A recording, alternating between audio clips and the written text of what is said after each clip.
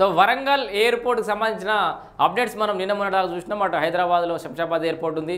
దాని నుంచి 150 కిలోమీటర్ల పరిధి లోపల విమానాశ్రయాల ఏర్పాటుకు జీఎంఆర్ ఒప్పుకోదని చెప్పేసి పెద్ద ఎత్తున చర్చ జరిగింది. అయితే ఆ నిబంధన సడలిస్తూ పౌర విమానయాన శాఖకు సంబంధించి అనుమతులు వచ్చినాయి. జీఎంఆర్ ఎయిర్పోర్ట్ నుంచి కూడా ఎన్ఓసి వచ్చింది.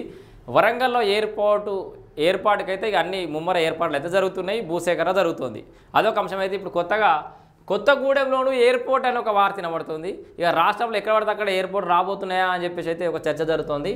కొత్తగూడెంలో త్వరలో ఎయిర్పోర్టు ఏర్పాటు అవుతుందని సీఎం రేవంత్ రెడ్డి చెప్పారు. ఈ విమానాశ్రయ ప్రతిపాదన కార్యరూపం దాల్చలేదని CPI floor leader Koonamneni Sambasivarao అసెంబ్లీలో ప్రస్తావించారు. అలాగే రామగుండం ఎయిర్పోర్టు కూడా పరిశీలించాలని ఆయన సీఎంని కోరారు. దీనికి స్పందించిన సీఎం రేవంత్ రెడ్డి త్వరలోనే కొత్తగూడెం ఎయిర్పోర్టుకు అనుమతులు వస్తాయన్నారు.